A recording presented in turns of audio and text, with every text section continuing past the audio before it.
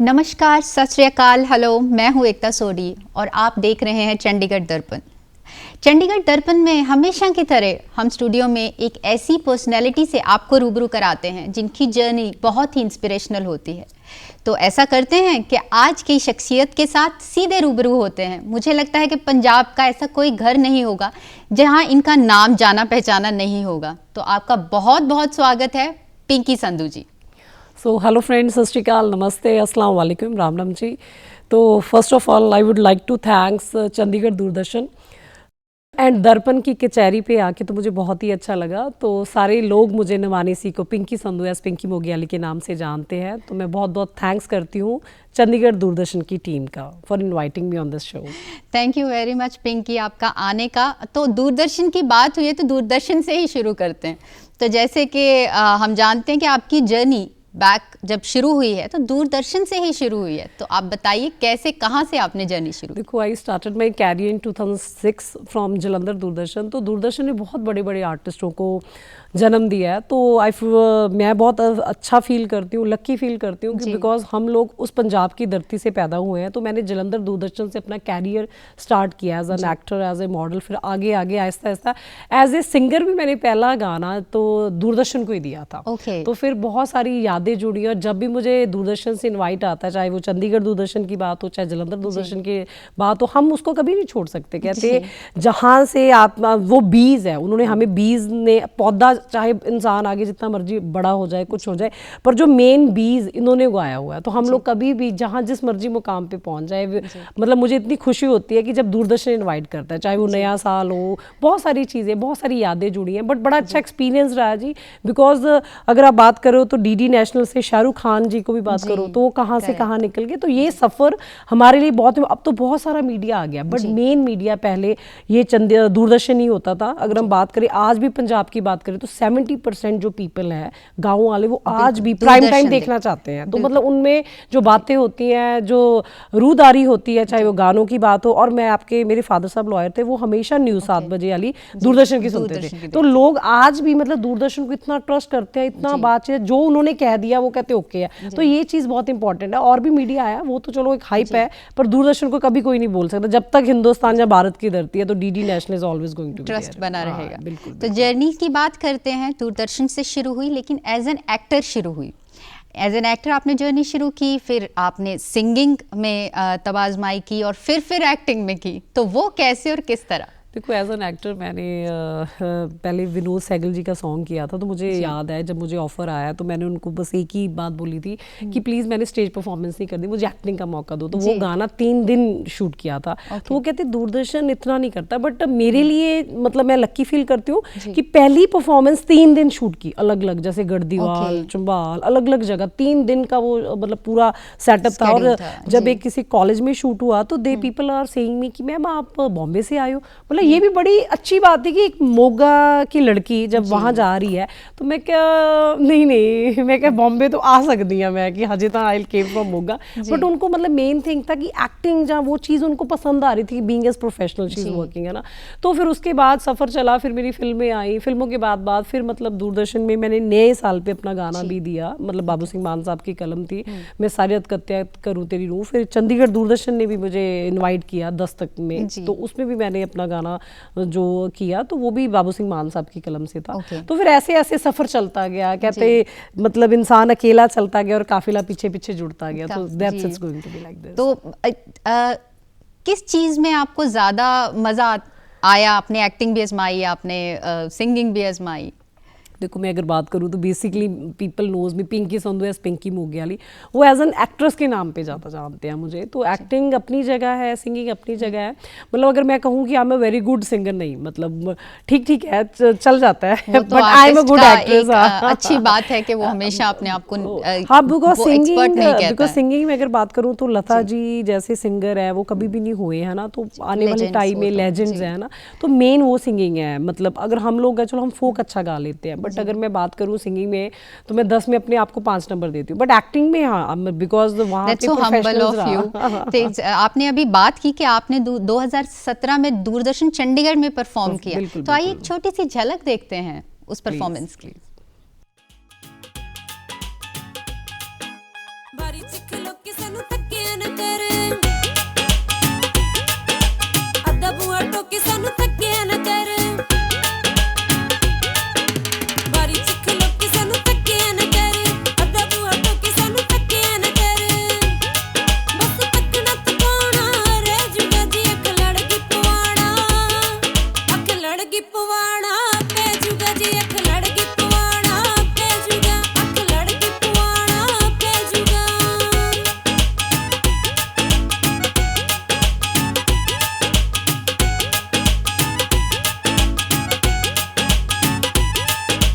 ਤੂੰ ਵੀ ਅਣਜਾਣਿਆ ਜੀ ਮੈਂ ਵੀ ਅਣਜਾਣਿਆ ਵੱਖਰੀ ਇਹ ਗੱਲ ਆਪਾਂ ਦੋਵੇਂ ਹਾਣੋ ਹਾਣਿਆ ਤੂੰ ਵੀ ਅਣਜਾਣਿਆ ਜੀ ਮੈਂ ਵੀ ਅਣਜਾਣਿਆ ਵੱਖਰੀ ਇਹ ਗੱਲ ਆਪਾਂ ਦੋਵੇਂ ਹਾਣੋ ਹਾਣਿਆ ਪੂਰੀ ਤਰ੍ਹਾਂ ਹਜੇ ਸਾਨੂੰ ਚੜੀ ਨਾ ਜਵਾਨੀ ਜਦੋਂ ਚੜ ਗਈ ਪੁਆਣਾ ਪੈ ਜੂਗਾ ਜੀ ਅੱਖ ਲੜ ਗਈ ਪੁਆਣਾ ਪੈ ਜੂਗਾ ਜੀ ਅੱਖ ਲੜ ਗਈ ਪੁਆਣਾ ਪੈ ਜੂਗਾ ये बहुत मज़ेदार परफॉर्मेंस हमने देखी और यादें भी ताज़ा हो गई होंगी एक बार बिल्कुल, फिर बिल्कुल, दूरदर्शन के बिल्कुल। साथ परफॉर्म करने की। आज फिर आप इस मंच पे हैं और आज हम जिस बात के लिए चर्चा करने के लिए इकट्ठे हुए हैं वो है आपकी किताब। अब आपने एक किताब ऑथर की है पिंकी की शायरी के नाम से, बिल्कुल तो सही। उसके बारे में बताइए। बिकॉज 9th ऑफ मार्च 2024 में अभी रिलीज़ हुई है मेरी बुक, Okay. यूनिस्टार ने पब्लिश की है। तो पिंकी की शायरी का सफ़र कुछ ऐसा था कि शेर व शायरी में काफ़ी करती रहती थी अक्सर ही, तो जैसे 2-4 लाइंस अपनी लिख दी, पर ये नहीं पता था, बट ये क्रेडिट मैं अपनी मदर को देती हूँ क्योंकि मेरी mother when she was unmarried तो she was retired lecturer right, Okay. तो वो तब लिखते होते थे और मुझे नहीं पता, मुझे किसी ने बताया उस टाइम कि आपके मदर के आर्टिकल्स आते थे। जी। तो मैंने उस दिन कहा कि मैं मम्मा कि ये कुछ लिख रही हूँ, तो वो हंसने लगे, कहते बेटा कि आप इसको ना प्रॉपर लिखना शुरू करो, प्रॉपर राइम में, रिदमिक वे में, है ना। तो फिर समझ नहीं लगी कि 2 साल के सफ़र में इतनी शायरीज लिखती गई, जैसे किसी को मैंने कहीं फील किया, किसी के जज्बातों को देखा, कुछ मेरे साथ इंसिडेंट हुए, वो आहिस्ता आहिस्ता जब रात की रोशनी होती थी, when I am all alone, 10 साढ़े 10 बजे का टाइम, तो उस टाइम ना मतलब ऑटोमेटिकली डिम सी लाइट, जैसे हम शायर की बात करते हैं, जी।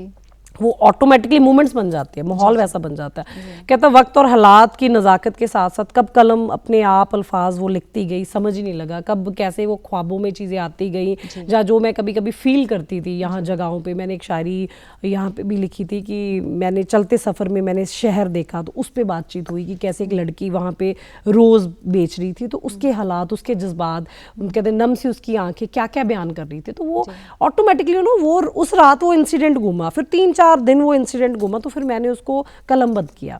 तो मैं आपके साथ एक शायरी अपनी ज़रूर मतलब करना चाहूँगी पेश। जी, जी, कि इरशाद। जैसे यहाँ पे पिंजौर गार्डन है, जी। तो वहाँ पे मैं गई तो ऊँट जो वहाँ पे मतलब अगर आपने देखा हो तो टूरिज्म वाले ऊँट जी, की जी। सवारी कराते हैं, तो मैं उसके पास गई, मैंने उसको प्यार सा किया ऊँट को, तो वो ना मेरे गले लग के रोने लग गया, जैसे उसके मुंह पे छिकली बांधी हुई थी, Okay. उसके आंखों में पानी और वो सारी चीज़ें, तो मतलब मुझे ये लगा कि मतलब हम सारे लोग एक लाइवली हैं, इंसानियत हम में है, जी। पर जिंदा दिल है, मतलब हर एक की ज़िंदगी है, ठीक है, चलो वो बेजुबान है, तो मैंने उस पर बड़ी अच्छी शायरी लिखी थी, तो मैं आपके सामने नज़र करने जा रही हूँ। जी।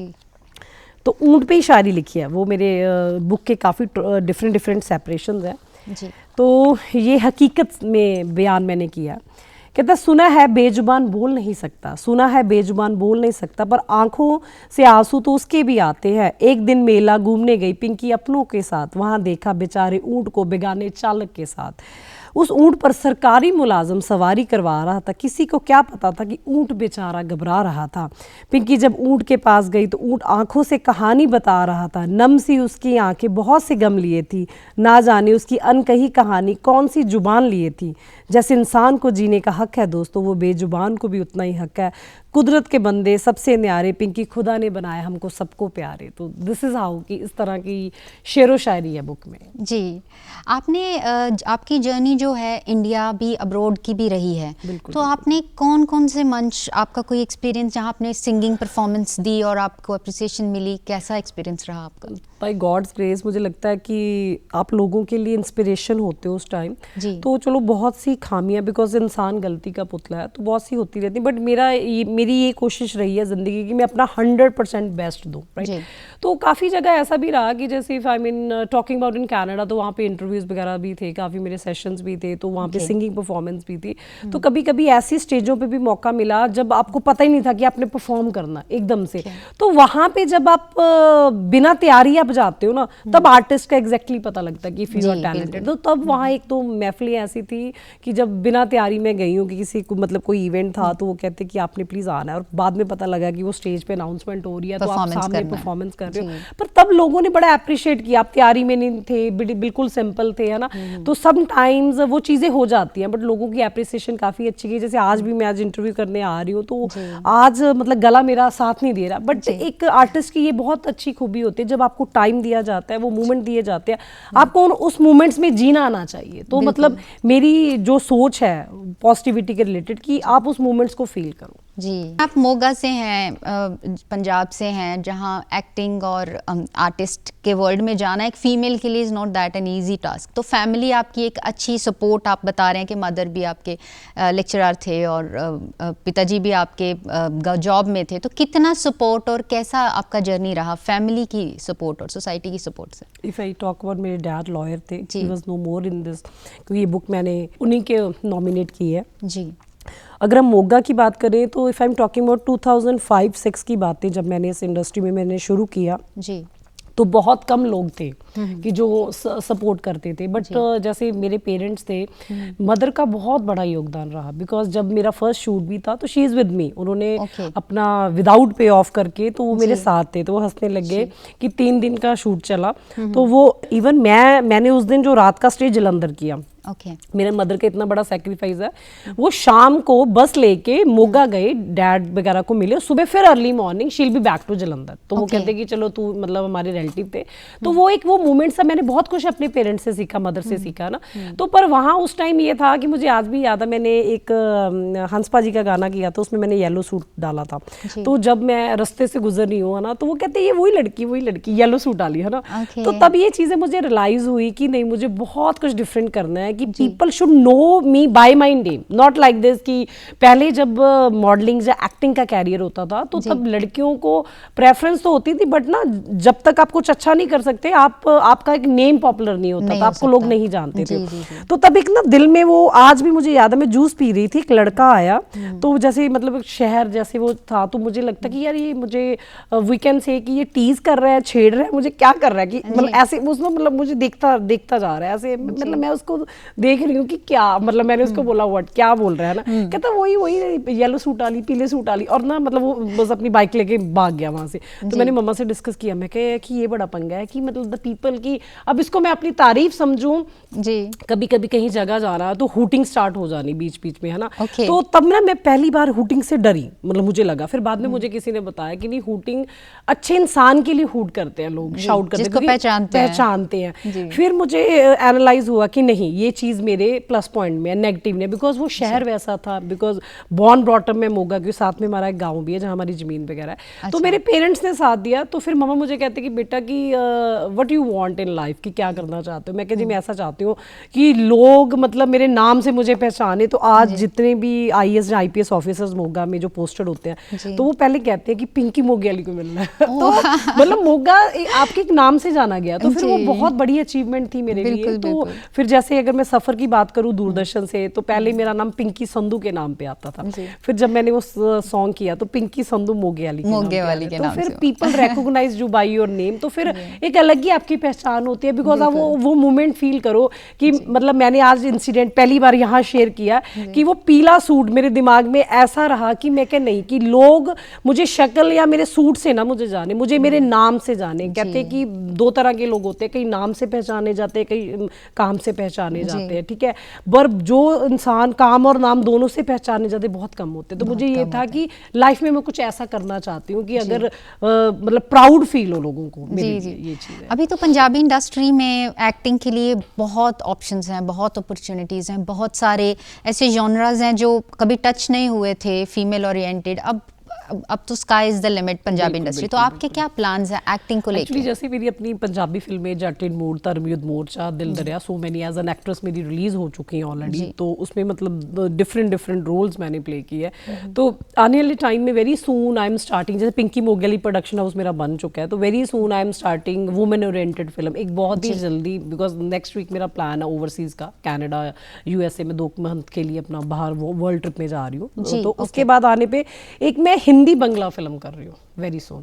तो जैसे अभी मैं कोलकाता आके गई थी जनवरी में, तो वहाँ पे ना एक पंजाब का लड़का है, सॉरी पंजाब की लड़की और बंगाली आर्टिस्ट है, मतलब बंगाली लड़का है, तो उनका ओके। कैसा प्यार होता है, तो दे वांट में बंगला और हिंदी दोनों में हम लोग वो प्लान कर, उसकी प्रोडक्शन चल रही है, तो hopefully in September we are starting that project जब ओके, मैं आती हूँ। नाइस। तो अब जो पंजाबी की बात करें तो मेरी एक दिल की ख्वाहिश है कि मैं ना ਜਿਵੇਂ ਪਿੰਡਾਂ ਦੀਆਂ ਜੱਟੀਆਂ, ਪੰਜਾਬ ਦੀਆਂ ਜੱਟੀਆਂ ਕਿੱਦਾਂ ਹੁੰਦੜੇਲ ਹੁੰਦੀਆਂ, ਕਿੱਦਾਂ ਦਾ ਉਹਨਾਂ ਦਾ ਸੈਕਰੀਫਾਈਸ ਹੁੰਦਾ ਵਾ, ਬਿਕੋਜ਼ ਬਹੁਤ ਘੱਟ ਸੈਕਰੀਫਾਈਸ ਦਿਖਾਇਆ ਗਿਆ, ਬਿਕੋਜ਼ ਮੈਂ ਪਿੰਡਾਂ ਦੇ ਵਿੱਚ ਮੈਂ ਬਹੁਤ ਗਈ ਹਾਂ, ਸਾਡਾ ਆਪਣਾ ਪਿੰਡ ਵੀ ਹੈਗਾ ਹੈ ਨਾ, ਮਤਲਬ ਧਰਮਕੋਟ ਪੈਂਦਾ, ਉੱਥੇ ਮੈਂ ਦੇਖਿਆ ਕਿ ਔਰਤਾਂ ਬਹੁਤ ਜੂਝਦੀਆਂ, ਕਈ ਔਰਤਾਂ ਵਿਚਾਰੀ ਖੁਦ ਜਾਂਦੀਆਂ, ਪੱਠੇ ਕੱਟ ਕੇ ਲੈ ਕੇ ਆਉਂਦੀਆਂ ਹਨਾ, ਉਹਨਾਂ ਦੇ ਹਸਬੈਂਡਸ ਹੈ, ਉਹ ਉਹਨਾਂ ਨੂੰ ਇਹ ਹੁੰਦਾ ਕਿ ਹੁਣ ਸਾਡੀ ਮੈਰਿਜ ਹੋ ਗਈ, ਜ਼ਮੀਨ ਹੈ, ਉਹਦਾ ਠੇਕਾ ਹੁੰਦਾ, ਦੈਟਸ ਹੁਣ ਅਸੀਂ ਕੁਝ ਕਰਨਾ ਨਹੀਂ ਚਾਹੁੰਦੇ, ਠੀਕ ਹੈ। ਉਹ ਚੀਜ਼ਾਂ ਵੀ ਮੈਨੂੰ ਬੁਰੀਆਂ ਲੱਗੀਆਂ, ਤੇ ਪਰ ਉੱਥੇ ਫਿਰ ਇੱਕ ਔਰਤ ਘਰ ਸਾਂਭਦੀ ਹੈ, ਜੋ ਪਿੰਡਾਂ ਦੀ ਹੋਂਦ ਹੈ, ਜਿਹੜੀ ਕੁੜੀਆਂ ਦੀ ਹੋਂਦ ਹੈ, ਜਾਂ ਲੇਡੀਜ਼ ਦਾ ਸੈਕਰੀਫਾਈਸ ਹੈ, ਬੱਚਿਆਂ ਨੂੰ ਕਿੱਦਾਂ ਪਾਲਦੀਆਂ, ਪੋਸਦੀਆਂ, ਵੱਡਿਆਂ ਕਰਦੀਆਂ ਹਨਾ, ਤੇ ਉਹ ਆਪਣਾ ਸੈਕਰੀਫਾਈਸ ਆਪਣੇ ਬਹੁਤ ਸਾਰੇ ਉਹ ਲਮਿਆਂ ਨੂੰ ਜੋਇਨ ਨਹੀਂ ਪਾਉਂਦੀਆਂ ਜੋ ਚਾਹੁੰਦੀਆਂ ਸੀ, ਬਿਕੋਜ਼ ਇੱਕ ਔਰਤ ਦੇ ਬਹੁਤ ਪਹਿਲੂ ਹੈ ਇਹਦੇ ਵਿੱਚ, मैं औरत का जिक्र भी किया, क्योंकि एवरी 10 ईयर्स बाद उसका रिश्ता चेंज होता है। अगर बात करें पहले वो किसी की बेटी है, फिर वो किसी की बहन है, फिर वो किसी की पत्नी है, फिर वो किसी की माँ है, फिर आके वो किसी की सास बनती है, तो एवरी 10 ईयर्स के स्पैन ना उसका रिश्ता ही बदल जाता, उसकी होंद ही बदल जाती है, राइट। तो फिर एक तुसी देखो वो जो जाना चाहती है, औरत का कभी बचपन नहीं खत्म होता है, कहता है ऐ उम्र तुझे कुछ कहा हमने, तू छीन सकती है बचपन मेरा पर बचपना नहीं। ਐਂਡ ਐਨੀ ਮੂਮੈਂਟ ਮੈਨੂੰ ਇਹ ਲੱਗਦਾ ਹੈ ਕਿ ਤੁਸੀਂ ਕਿਸੇ ਵੀ ਮਰਜ਼ੀ ਸਟੇਜ ਤੇ ਚਲੇ ਜਾਓ, ਤੁਹਾਡੇ ਚੋਂ ਇੱਕ ਬੱਚਾ ਹਮੇਸ਼ਾ ਜ਼ਿੰਦਾ ਰਹਿਣਾ ਚਾਹੀਦਾ, ਬਿਕੋਜ਼ ਜਿਹੜਾ ਬੱਚਾ ਹੁੰਦਾ ਤੁਹਾਡੇ ਤੋਂ ਬਹੁਤ ਕੁਝ ਕਰਾ ਜਾਂਦਾ, but when you grown up you become very mature, ਤਾਂ ਸਮਟਾਈਮਸ ਆਪਾਂ ਸੁਸਾਇਟੀਜ਼ ਦੀਆਂ ਬੰਦਿਸ਼ਾਂ 'ਚ ਵੀ ਬੰਦ ਜਾਂਦੇ ਆ, ਤੁਸੀਂ ਚਾਹ ਕੇ ਵੀ ਕੁਝ ਨਹੀਂ ਕਰ ਸਕਦੇ। ਬਟ ਵੈਨ ਆਈ ਸਟਾਰਟਡ ਮਾਈ ਸ਼ਾਇਰੀ, ਮੈਨੂੰ ਯਾਦ ਹੈ ਕਿ ਲਿਖਦੀ ਹੁੰਦੀ ਸੀ, ਮਤਲਬ ਜੋ ਹੈ ਮਦਰ ਨੇ, ਜਿਵੇਂ ਮੈਂ ਤੁਹਾਨੂੰ ਦੱਸਿਆ, ਮਤਲਬ ਮੈਨੂੰ ਮੋਟੀਵੇਟ ਕੀਤਾ, ਬਟ ਉਹ ਮੈਂ ਕਦੀ ਆਪਣਾ ਬੱਚਾ ਕਦੀ ਮਰਨ ਨਹੀਂ ਦਿੱਤਾ। ਜੀ, ਜਦ ਮੈਂ ਇਸ ਇੰਡਸਟਰੀ 'ਚ ਆਈ ਵੀ ਆ ਦੂਰਦਰਸ਼ਨ 'ਚ, ਮੈਨੂੰ ਇੱਕ ਵਾਰੀ ਯਾਦ ਆ, ਉਹ ਕਹਿੰਦੇ ਸੀ ਤੁਸੀਂ ਬੜੇ ਚੁਲਬੁਲੇ ਜਿਹੇ ਹੁੰਦੇ ਸੀ, ਜਦ I am talking about 17-18 years back, ਤੇ ਮੈਂ ਕਿਹਾ ਜੋ ਮੇਰਾ ਚੁਲਬੁਲਾਪਨ ਕਦੀ ਨਹੀਂ ਖਤਮ ਹੋਊਗਾ, ਉਹ ਤੁਹਾਡਾ ਮੇਨ ਮਕਸਦ ਹੈ ਕਿ ਉਹ ਤੁਹਾਡੇ ਇੱਕ ਸਪਿਰਿਟ ਹੈ, ਜੌਨ ਦਾ ਇੱਕ ਪੈਸ਼ਨ ਹੈ, ਤੇ ਉਹ ਕਦੀ ਨਹੀਂ ਮਰਨਾ ਚਾਹੀਦਾ। ਹਰੇਕ ਇਨਸਾਨ 'ਚ ਉਹ ਚੀਜ਼ਾਂ ਹੁੰਦੀਆਂ, then you have to follow those things. ਜੀ ਬੀਇੰਗ ਐਨ ਐਕਟਰ, ਮੈਨੂੰ ਲੱਗਦਾ ਕਿ ਇੰਡੀਆ 'ਚ ਰਹਿ ਕੇ, ਚਾਹੇ ਆਪਾਂ ਕਿਸੇ ਵੀ ਰੀਜਨ ਤੋਂ ਐਕਟਿੰਗ ਕਰਦੇ ਹੋਈਏ, ਇੱਕ ਉਹ ਚੀਜ਼ ਹੁੰਦੀ ਹੈ ਕਿ ਬਾਲੀਵੁੱਡ ਦੇ ਇੱਕ ਪ੍ਰੋਜੈਕਟ 'ਚ ਕੰਮ ਕਰਨ ਦੀ, ਸੋ ਕਦੇ ਇਸ ਤਰ੍ਹਾਂ ਦੀ ਇੱਛਾ ਹੋਈ ਹੈ, ਕੁਝ ਪਲਾਨਸ ਹੈ ਫਿਊਚਰ 'ਚ? ਨਹੀਂ, ਮੈਂ ਬਾਲੀਵੁੱਡ ਤੁਸੀਂ ਕਹੋਗੇ ਇਨ 2006 ਚ ਮੈਂ ਇਸ ਇੰਡਸਟਰੀ 'ਚ ਆਈ, 2008 I got offer from Bollywood, but that time I am undergraduate, ਤੇ ਮੇਰੇ ਪੇਰੈਂਟਸ ਦਾ ਥੋੜਾ ਜਿਹਾ ਸੀ ਕਿ ਬੇਟਾ ਆਪ ਗ੍ਰੈਜੂਏਸ਼ਨ ਕਰ ਲਓ ਤਾਂ ਜ਼ਿਆਦਾ ਬੈਟਰ ਹੈ। ਤਾਂ ਹੁਣ ਬਾਲੀਵੁੱਡ 'ਚ ਕਾਫੀ ਲੋਕਾਂ ਨਾਲ ਜਾਣ ਪਛਾਣ ਹੈ, ਤੇ ਅੱਗੇ ਮਤਲਬ ਕੁਝ ਕਹਿ ਨਹੀਂ ਸਕਦੇ, ਤੇ ਪਲਾਨਸ ਹੋ ਵੀ ਸਕਦੇ ਆ ਕਿ ਇਨ ਫਿਊਚਰ ਕੀ family, that's why I am getting in bungalow ਨਾ, ਬਿਕੋਜ਼ ਇੱਕ ਹੁੰਦੀ ਹੈ ਕਿ ਕੁਝ ਡਿਫਰੈਂਟ ਕਰੋ, ਤੁਹਾਡਾ ਕੰਮ ਨਾਲ ਪਹਿਚਾਣ ਬਣ ਜਾਂਦੀ, ਆਟੋਮੈਟਿਕਲੀ ਲੋਕ ਤੁਹਾਨੂੰ ਪ੍ਰਪੋਜ਼ ਆਊਟ ਕਰਦੇ ਕਿ we want to work with you, right. ਉਦਾਂ ਦਾ ਮੇਰਾ ਹੈ, ਕਿਉਂਕਿ ਜਦ ਮੇਰੇ ਡੈਡ 2014 ਚ ਐਕਸਪਾਇਰ ਹੋਏ, ਮੈਂ 2-4 ਸਾਲ ਇਸ ਇੰਡਸਟਰੀ ਚ ਆਊਟ ਹੋਈ ਰਹੀ ਹਾਂ, ਬਿਕੋਜ਼ ਬਹੁਤ ਸਾਰੀਆਂ ਮਤਲਬ ਰਿਸਪੌਂਸਿਬਿਲਿਟੀਜ਼, ਲਾਇਬਿਲਿਟੀਜ਼ ਤੁਹਾਡੇ ਤੇ ਆ ਜਾਂਦੀਆਂ, ਬਟ ਮੈਨੂੰ ਜ਼ਿੰਦਗੀ 'ਚ ਇਹ ਹੈ ਕਿ ਕਦੀ ਹਾਰ ਨਾ ਮੰਨੋ। ਹੁਣ if I am getting in US right now, ਤੇ ਮੇਰੇ ਮਦਰ ਉੱਥੇ ਹੈ, ਮੇਰਾ ਬ੍ਰਦਰ ਉੱਥੇ ਹੈ, ਹੁਣ ਤੁਹਾਨੂੰ ਮੈਂ ਆਪਣੀ ਇੱਕ ਪਰਸਨਲ ਐਕਸਪੀਰੀਅੰਸ ਸ਼ੇਅਰ ਕਰਦੀ, for last 6 and 7 years I am staying alone, right. ਮੈਂ ਉਹ ਜਿਹੜਾ ਮੇਰਾ ਇਕੱਲਾਪਨ ਸੀ, ਉਹ ਮੈਂ ਪੋਜ਼ਿਟਿਵ ਵਾਈਬ 'ਚ ਕਨਵਰਟ ਕਰਕੇ ਮੈਂ ਸ਼ਾਇਰੀ ਲਿਖੀ, ਬਿਕੋਜ਼ ਦੇਖੋ ਤੁਹਾਡੇ ਨਾਲ ਸਾਰੇ ਯਾਰ ਦੋਸਤ ਮਿੱਤਰ ਹੈ, ਤੁਸੀਂ ਜਿੰਨਾ ਮਰਜ਼ੀ ਬਿਜ਼ੀ ਹੋ, ਪਰ ਇੱਕ ਟਾਈਮ 'ਚ ਆ ਕੇ ਨਾ, ਉਹ 10 ਵਜੇ ਜਦੋਂ 8-9 ਵਜੇ ਮੈਂ ਘਰੇ ਆਉਣਾ, ਉਦੋਂ ਮੈਂ ਇਕੱਲੀ ਹੋਣਾ, ਤੇ ਲੋਕ ਕਹਿੰਦੇ ਕਿ ਜਿਹੜਾ ਇਕੱਲਾਪਨ ਉਹ ਖਾਂਦਾ ਤੁਹਾਨੂੰ, ਰਾਈਟ। 24 ਘੰਟੇ 'ਚ ਮੈਂ ਕੈਲਕੂਲੇਸ਼ਨਸ ਕੀਤੀ ਹੋਈਆਂ, ਤੁਸੀਂ 8 ਘੰਟੇ ਸੌਂਗੇ, 4-5 ਘੰਟੇ ਤੁਸੀਂ ਦਓਗੇ, ਤੁਸੀਂ ਜਿੰਨਾ ਮਰਜ਼ੀ ਕਿਸੇ ਨਾਲ ਬਿਜ਼ੀ ਰਹਿ ਲਓ, 7-8 ਘੰਟੇ ਤੋਂ ਬਾਅਦ ਤੁਸੀਂ ਬਿਜ਼ੀ ਨਹੀਂ ਰਹਿ ਸਕਦੇ, ਜੇ ਤੁਹਾਡੀ ਜੌਬ ਪ੍ਰੋਫਾਈਲ ਵੀ ਹੈ, ਬਟ ਉਹ ਜਿਹੜਾ ਇਕੱਲਾਪਨ ਹੈ, either you get into depression, anxiety, or those things, right. Either you motivate motivate yourself to get in that positive way ਜਾਂ ਤੁਸੀਂ ਪੋਜ਼ਿਟਿਵ ਔਰਾ 'ਚ, ਤੇ ਮੈਨੂੰ ਇਹ ਲੱਗਦਾ ਕਿ ਮੈਂ ਹਰੇਕ ਪਲ ਲਮਹਾਂ ਨੂੰ, ਜਿੰਨੇ ਵੀ ਲਮਹੇ ਮੈਂ ਜ਼ਿੰਦਗੀ 'ਚ ਜਿਉਏ ਆ ਜਾਂ ਕੁਝ ਮੈਂ ਜਿਉ ਰਹੀ ਹਾਂ, ਉਹਨੂੰ ਹਮੇਸ਼ਾ ਪੋਜ਼ਿਟਿਵ ਲੈ ਕੇ ਚੱਲਦੀ ਹਾਂ। ਤੇ ਮੈਨੂੰ ਲੱਗਦਾ ਕਿ ਉਹ ਜਿਹੜੀ ਰਾਤ ਨੂੰ ਮੈਂ ਕਦੀ ਕੋਈ ਮੂਵੀ ਦੇਖਣੀ, ਜਾਂ ਅੱਜ ਕੱਲ੍ਹ ਸੋਸ਼ਲ ਮੀਡੀਆ ਕਿੰਨਾ ਹੈਗਾ, ਉਹਦੇ 'ਤੇ ਮੈਂ ਕਦੀ ਟਾਈਮ ਨਹੀਂ ਇੰਨਾ ਵੇਸਟ ਕੀਤਾ। ਮੈਂ ਪੋਸਟ ਕਰ ਦਿੰਦੀ ਹਾਂ ਆਪਣੀ ਚੀਜ਼, ਉਹਦਾ ਮੈਂ 1 ਜਾਂ 2 ਦਿਨ ਕਮੈਂਟਸ ਪੜ੍ਹਦੀ ਹਾਂ, ਉਸ ਤੋਂ ਬਾਅਦ I had more than 4.5 million following at my FB page Pinky Sandhu as Pinky ਮੋਗਿਆਲੀ।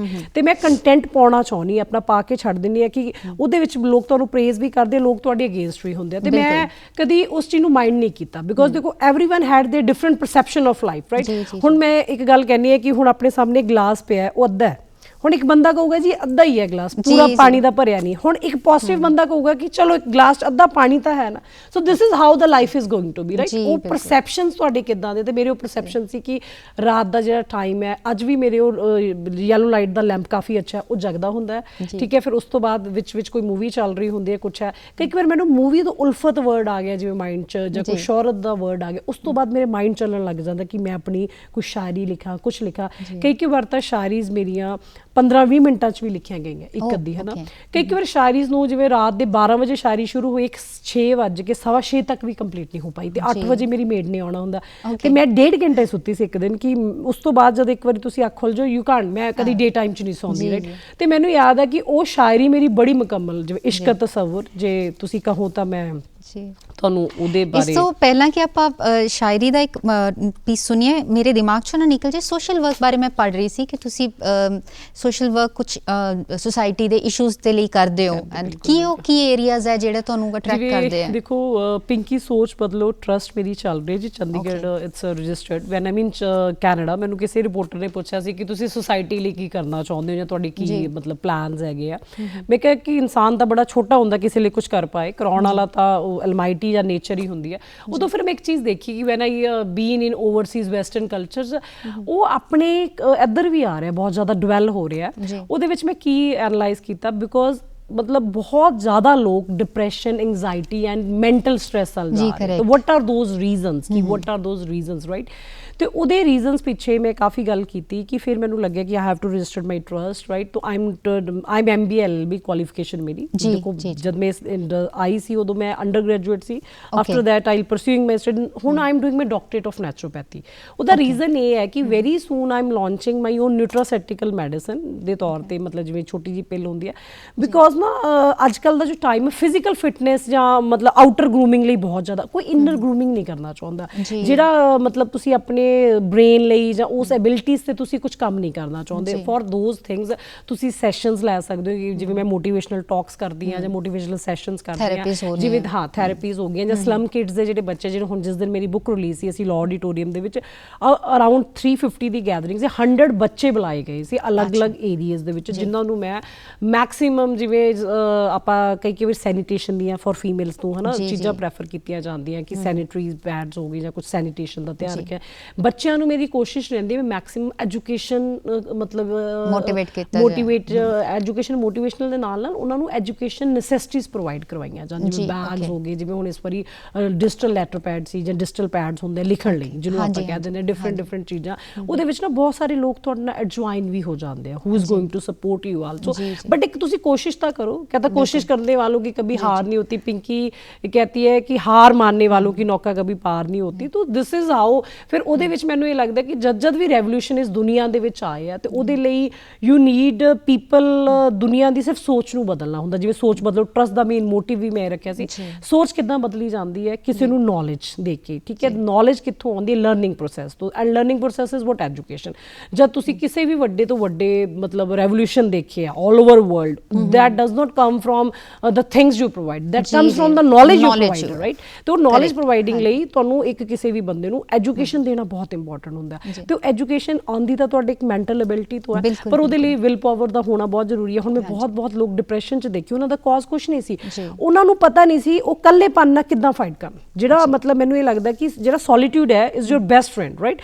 Solitude best friend ਕਦ ਹੈ? ਜਦ ਤੁਸੀਂ ਆਪਣੇ ਆਪ ਨੂੰ ਸਮਝਣ ਲੱਗ ਜਾਂਦੇ ਹੋ। Everyone is a philosopher, everyone is artist, yourself. ਮੈਨੂੰ ਇਹ ਹੈ ਜੀ। ਕਿ ਮਤਲਬ ਤੁਸੀਂ ਜਦੋਂ ਇਕੱਲੇ ਰਹਿੰਦੇ ਹੋ you should be very Lucky guys, because nature ਬਹੁਤ ਘੱਟ ਲੋਕਾਂ ਨੂੰ ਇਕੱਲੇ ਰੱਖਦੀ ਹੈ, ਬਿਕੋਜ਼ ਹਰੇਕ ਬੰਦਾ ਆਪਣੀ ਰੋਜ਼ਮਰਾ ਦੀ ਜ਼ਿੰਦਗੀ 'ਚ ਇੰਨਾ ਜ਼ਿਆਦਾ ਬਿਜ਼ੀ ਹੁੰਦਾ, ਉਹਦੀ ਦਿਨਚਰਿਆ ਹੁੰਦਾ, ਉਹਨੂੰ ਆਪਣੇ ਲਈ ਟਾਈਮ ਨਹੀਂ ਮਿਲਦਾ, ਰਾਈਟ। ਜੋ ਤੁਸੀਂ ਇਕੱਲੇ ਰਹਿੰਦੇ ਹੋ ਤੁਸੀਂ ਕਮ ਸੇ ਕਮ ਆਪਣੇ ਆਪ ਨਾਲ ਗੱਲਾਂ ਕਰਦੇ ਹੋ, ਆਪਣੇ ਆਪ ਨੂੰ ਸਮਝਦੇ ਹੋ ਕਿ ਮੇਰੀ ਫਲਾਨੀ ਖੁਆਇਸ਼ ਅਧੂਰੀ ਹੈ, ਮੈਨੂੰ ਗਿਟਾਰ ਸਿੱਖਣਾ ਚਾਹੀਦਾ, ਮੈਨੂੰ ਕੋਈ ਆਰਟਿਸਟ ਬਣਨਾ ਚਾਹੀਦਾ, ਮੈਨੂੰ ਕੋਈ ਬਲੌਗਸ ਲਿਖਣੇ ਚਾਹੀਦੇ ਆ। ਅੱਜ ਕੱਲ੍ਹ ਸੋਸ਼ਲ ਮੀਡੀਆ ਬਹੁਤ ਵੱਡਾ ਪਲੇਟਫਾਰਮ ਹੈ ਜਿੱਥੇ ਤੁਸੀਂ ਆਪਣੀ ਗੱਲ ਖੁੱਲ੍ਹ ਕੇ ਕਰ ਸਕਦੇ ਹੋ ਜੇ ਤੁਸੀਂ ਪੋਜ਼ਿਟਿਵ ਤਰੀਕੇ 'ਚ ਰਹੋ। It's not being like that. ਮੈਨੂੰ ਕਾਫੀ ਲੋਕਾਂ ਨੇ ਕੁਐਸਚਨਸ ਵੀ ਕੀਤਾ, ਮੈਂ ਕਿਹਾ ਜੀ ਨੈਗੇਟਿਵ ਤੇ ਪੋਜ਼ਿਟਿਵ ਐਸਪੈਕਟ ਸਭ ਦੇ ਹੁੰਦੇ ਆ, ਬਟ ਬੱਚਿਆਂ ਨੂੰ ਕਈ ਵਾਰ ਇਹ ਨਹੀਂ ਪਤਾ ਲੱਗਦਾ, ਬਟ ਉਹਦੇ ਵਿੱਚ ਨਾਲ ਨਾਲ ਤੁਹਾਨੂੰ ਸੋਰਸ ਆਫ ਅਰਨਿੰਗ ਵੀ ਮਿਲਦੀ ਹੈ, ਜਿਵੇਂ ਚੈਨਲਸ ਹੁੰਦੇ ਆ ਅਲੱਗ-ਅਲੱਗ। ਫਿਰ ਜੇ ਤੁਹਾਨੂੰ ਉਹਦੇ 'ਚੋਂ ਅੱਛੀ ਚੀਜ਼ ਲੱਗਦੀ ਹੈ, ਜਿਵੇਂ ਹੁਣ ਇਫ ਆਈ ਟਾਕ ਅਬਾਊਟ ਜਿਵੇਂ DD national, Chandigarh Doordarshan, it's a big platform, right, it's a come under central government, ਤੇ ਉਹਦੇ ਵਿੱਚ ਆਟੋਮੈਟਿਕਲੀ ਤੁਹਾਨੂੰ ਅਪਰੇਜ਼ਲਸ ਆਉਂਦੀ ਹੈ ਕਿ ਪਲੀਜ਼ ਕਮ ਐਂਡ, ਜਿਵੇਂ ਸਾਡਾ ਕੋਈ ਟਾਕ ਸ਼ੋ ਇੱਦਾਂ, ਤੇ ਉਹ ਚੀਜ਼ਾਂ ਹੁੰਦੀਆਂ, ਪਰ ਤੁਸੀਂ ਸ਼ੁਰੂਆਤ ਤਾਂ ਕਰੋ ਨਾ ਕਿਸੇ ਨਾ ਕਿਸੇ ਚੀਜ਼ ਦੀ। First step talking about social issues, Punjab the youth ਜੋ ਹੈ, because you are very inspirational being in journey, ਤੁਸੀਂ ਕਿੱਥੋਂ ਸ਼ੁਰੂ ਕੀਤਾ, ਕੀ ਬੈਕਗ੍ਰਾਉਂਡ ਤੋਂ ਕਿੱਥੇ ਤੱਕ ਪਹੁੰਚੇ ਹੋ, ਹਲੇ ਵੀ you are very much motivated for your future journey and you are a youth icon ਕਿਹਾ ਜਾ ਸਕਦਾ ਹੈ। ਸੋ ਕੀ ਤੁਸੀਂ ਸੋਚਦੇ ਹੋ ਜੋ ਅੱਜ ਦੇ ਪੰਜਾਬ ਦੇ ਹਾਲਾਤ ਹੈ, ਇੱਥੋਂ ਜਿੱਦਾਂ ਯੂਥ ਡਰੇਨ ਹੋ ਰਿਹਾ ਹੈ, ਬਾਹਰ ਦੀਆਂ ਕੰਟਰੀਜ਼ 'ਚ ਜਾ ਰਿਹਾ ਹੈ, ਕੋਈ ਮੈਸੇਜ, ਕੋਈ ਗੱਲ ਤੁਸੀਂ ਕਹਿਣਾ ਚਾਹੋ? ਮੈਸੇਜ ਮੇਰੀ ਇਹੀ ਹੈ ਕਿ ਜਦ ਵੀ ਕੋਈ ਸਟੇਟ ਦੀ ਗੱਲ ਕਰਦੇ ਆ ਜਾਂ ਸੈਂਟਰ ਦੀ ਗੱਲ ਕਰਦੇ ਆ, ਹੁਣ ਸਾਡੇ ਪੰਜਾਬ ਦੀ ਸ਼ੁਰੂ 'ਚ ਇੱਕ ਪ੍ਰੋਬਲਮ ਰਹੀ ਹੈ ਕਿ ਸੈਂਟਰ ਗੌਰਮੈਂਟ ਕੋਈ ਹੋਰ ਹੁੰਦੀ ਹੈ ਤੇ ਸਟੇਟ ਦੀ ਗੌਰਮੈਂਟ ਕੋਈ ਹੋਰ ਹੁੰਦੀ ਹੈ, ਹਮੇਸ਼ਾ ਉਹਨਾਂ ਦਾ ਨੋਕ ਝੋਕ ਚੱਲਦੀ ਰਹਿੰਦੀ ਹੈ। ਬਟ ਮੈਂ ਇਹ ਗੱਲ ਕਹਾਂ ਕਿ ਪੰਜਾਬ ਹੈ ਉਹ ਸਾਡਾ ਕਿਸਾਨਾਂ ਦਾ ਬਹੁਤ ਜ਼ਿਆਦਾ ਪੈਰਵਾਈ ਹੈ, 70 ਤੋਂ 75% ਆਪਣੀ ਐਗਰੀਕਲਚਰ, 70 to 75% ਰੇਸ਼ੋ, ਉਹ ਇੱਕ ਐਗਰੀਕਲਚਰ ਰੇਸ਼ੋ ਹੈ, ਰਾਈਟ। ਉਹਦੇ ਵਿੱਚ ਬਸ ਇੱਕ ਮਤਲਬ ਹਮੇਸ਼ਾ ਗੱਲ ਕਰਦੇ ਆ ਕਣਕ ਤੇ ਚਾਵਲ ਦੀ, ਰਾਈਟ, ਝੋਨੇ ਤੇ ਕਣਕ, ਬੀਜ ਉਹੀ ਹੈ। ਮੈਨੂੰ ਇਹ ਲੱਗਦਾ ਕਿ ਉਸ ਤੋਂ ਬਿਨਾਂ ਵੀ, because if I talk about Jalandhar side ਹੈ, ਕੁਝ ਇੱਦਾਂ ਦੇ ਕਿਸਾਨ ਭਰਾ ਵੀ ਮੈਨੂੰ ਮਿਲੇ ਆ ਕਈ ਵਾਰ, ਉਹਨਾਂ ਮੈਕਡੋਨਲਡਸ ਹੈ ਜਿਵੇਂ ਬਹੁਤ ਵੱਡੀ ਚੇਨ, ਉਹ 50 ਕਿੱਲੇ ਉਹ ਆਲੂਆਂ ਦੀ ਖੇਤੀ ਕਰਦੇ ਹੋ, ਡਾਇਰੈਕਟਲੀ ਉਹਨਾਂ ਨੂੰ ਐਕਸਪੋਰਟ ਕਰਦੇ, ਐਂਡ ਯੂ ਬਲੀਵ ਦੈਟ ਕਿ ਉਹ ਪਰ ਕੇਜੀ ਕਿੰਨਾ 50 to 60 ਰੁਪੀਜ਼ ਪਰ ਕੇਜੀ। ਤੇ ਮੈਂ ਚਾਹੁੰਦੀ ਹਾਂ ਕਿ ਸਟੇਟ ਗੌਰਮੈਂਟ ਪਲੀਜ਼ ਅੱਗੇ ਆਉਣ, ਜੇ ਤੁਸੀਂ ਉਹ ਕਿਸਾਨਾਂ ਜਿਵੇਂ ਕਿਸੇ ਦਾ 5 ਕਿੱਲੇ 2 ਕਿੱਲੇ 4 ਕਿੱਲੇ ਛੋਟੇ ਕਿਸਾਨਾਂ ਦੇ ਲਈ ਕੁਝ ਸੈਂਟਰ ਗੌਰਮੈਂਟਸ ਬਹੁਤ ਸਕੀਮਸ ਦਿੰਦੀਆਂ, ਜਿਵੇਂ ਕਿਸਾਨ ਕ੍ਰੈਡਿਟ ਕਾਰਡ, ਰਾਈਟ, ਉਹ ਸੈਂਟਰ ਗੌਰਮੈਂਟ ਦੀ ਸਕੀਮ ਹੈ ਕਿ every bank is providing to ਕਿਸਾਨਸ, ਰਾਈਟ। ਤੇ ਇਹਨਾਂ ਨੂੰ ਵੀ ਚਾਹੀਦਾ ਹੈਗਾ, ਬਿਕੋਜ਼ ਅੱਜ ਕੱਲ੍ਹ ਦੇ ਬੱਚੇ ਗ੍ਰੈਜੂਏਟ ਆਮ ਹੀ ਪਿੰਡਾਂ 'ਚ ਆਮ ਹੀ ਹੈ, ਉਹ ਕੁਝ ਕਰਨਾ ਚਾਹੁੰਦੇ ਆ, ਉਹਨਾਂ ਨੂੰ ਇੱਕ ਸਟੇਟ ਗੌਰਮੈਂਟ ਅਗਰ ਚਾਹੇ ਤਾਂ ਬਹੁਤ ਜ਼ਿਆਦਾ ਸਪੋਰਟ ਕਰ ਸਕਦੀ ਹੈ। ਉਹਨਾਂ ਨੂੰ ਤੁਸੀਂ ਗਾਈਡ ਕਰੋ ਕਿ ਜਿਵੇਂ 1 ਕਿੱਲੇ ਦੇ ਵਿੱਚ ਜੇ ਤੁਸੀਂ ਮਰਿੰਗਾ ਪਾਊਡਰ, ਸੁਹੰਜਣਾ ਕਹਿੰਦੇ ਹੋ, ਰਾਈਟ, ਸੁਹੰਜਣਾ ਲਾ ਦਿਓ, ਉਹਨੂੰ ਸੁਕਾਓ, ਉਹਦਾ ਪਾਊਡਰ ਬਣਾ ਕੇ ਵੀ ਤੁਸੀਂ ਛੋਟੇ ਇਹ ਨਿਊਟਰਾਸਿਟੀਕਲਸ ਆਉਂਦੇ, ਓਵਰ ਦਾ ਕਾਊਂਟਰਸ ਵਿਕਦੀਆਂ ਚੀਜ਼ਾਂ, ਤੁਸੀਂ ਇੱਥੇ ਨਹੀਂ, ਉਹਨਾਂ ਦੀ ਬਾਹਰ ਬਹੁਤ ਡਿਮਾਂਡ ਹੈ, ਠੀਕ ਹੈ। ਫਿਰ ਤੁਸੀਂ ਕੇਸਰ ਦੀ ਜਿਵੇਂ ਖੇਤੀ ਲਾ ਲਓ, ਤੇ ਬਹੁਤ ਐਸੇ ਮੈਨੂੰ ਲੱਗਿਆ ਕਿ ਛੋਟੇ ਜਿਹੇ ਰੂਮਸ ਦੇ ਵਿੱਚੋਂ ਕਈਆਂ ਨੇ ਲੱਖਾਂ ਰੁਪਏ ਦੀ ਕੇਸਰ ਦੀ ਖੇਤੀ ਐਟਮੋਸਫੇਅਰ ਬਣਾ ਕੇ ਕਰਤਾ। ਤੁਹਾਨੂੰ ਉਹਨਾਂ ਨੂੰ ਜਾਗਰੂਕ ਕਰਨਾ ਪੈਂਦਾ। ਜਦੋਂ ਉਹ ਐਟਮੋਸਫੇਅਰ ਮਿਲ ਗਿਆ, ਉਹ ਪੇਮੈਂਟਸ ਮਿਲ ਗਿਆ, ਮੈਨੂੰ ਨਹੀਂ ਲੱਗਦਾ ਕਿ ਕੋਈ ਬੱਚਾ ਪੰਜਾਬ ਛੱਡਣਾ ਚਾਹੂਗਾ, ਕਿਉਂਕਿ ਪੰਜਾਬ ਦੇ ਵਿੱਚ ਇੱਥੇ ਉਹਨਾਂ ਨੂੰ ਫਿਊਚਰ ਸਿਕਿਉਰ ਨਹੀਂ ਲੱਗਦਾ, ਓਪਰਚੁਨਿਟੀਜ਼ ਹੈ, ਬਟ ਉਹ ਗ੍ਰੈਸ ਕਿੱਦਾਂ ਕਰਨ, ਓਪਰਚੁਨਿਟੀਜ਼ ਹੈ, ਬਟ ਉਹਨਾਂ ਨੂੰ ਆਪਣੇ ਯੂਥ ਨੂੰ ਕਿਸੇ ਨਾ ਕਿਸੇ ਨੂੰ ਬੰਦੇ ਨੂੰ ਅੱਗੇ ਲਾ ਕੇ ਉਹ ਓਪਰਚੁਨਿਟੀਜ਼ ਦੇਣੀਆਂ ਚਾਹੀਦੀਆਂ। ਮੈਸੇਜ ਹੋ ਗਿਆ ਯੂਥ ਲਈ। ਹੁਣ ਮੇਰੇ ਖਿਆਲ 'ਚ ਇੱਕ ਬਹੁਤ ਇੰਪੋਰਟੈਂਟ ਕੁਐਸਚਨ ਯੂਥ ਲਈ, ਸੋ ਕੀ ਪਿੰਕੀ ਮੋਗੇ ਵਾਲੀ ਸਿੰਗਲ ਹੈ? Is she ready to mingle? ਹਜੇ I am single, but in 2025 ਜਾਂ 25-26 ਅਸੀਂ ਸੋਚਦੇ ਹਾਂ ਕਿ ਟੂ ਗੈਟਿੰਗ ਇਨ ਮਿੰਗਲ, ਉਦੋਂ ਫਿਰ ਕੋਈ ਮੁੰਡਾ ਲੱਭ ਲਾਂਗੇ, ਹਜੇ ਤੱਕ ਤਾਂ ਹੈ ਨਹੀਂ। ਓਕੇ, ਸੋ ਮਤਲਬ ਹਲੇ ਮੁੰਡਾ ਹੈ ਨਹੀਂ ਹੈ ਨਜ਼ਰ 'ਚ, there is all option for the fans. या of course we can say like जी। समा इतनी ही इजाज़त दे रहा है, बहुत इंटरेस्टिंग टॉक थी और बहुत मज़ा आ रहा था आपसे बातें करके। आप तो दूरदर्शन के रेगुलर मेहमान हैं, तो we will keep on calling you back again and again. So अभी आपकी बुक के लिए आपको बहुत बहुत बेस्ट विशेज़ हैं पूरी दूरदर्शन की टीम की तरफ से। आज के लिए इतना ही। आई होप कि इनकी जर्नी मोटिवेट करेगी, इंस्पायर करेगी यूथ को पंजाब में काम करने के लिए, अपनी जो अंदर की आर्टिस्टिक चीज़ें उनको परस्यू करने के लिए, एंड मोटिवेट होंगे आप लोग। उम्मीद करते हैं आपको पसंद आया। अगले एपिसोड में फिर मुलाकात होगी। आज के लिए दीजिए इजाज़त। नमस्कार।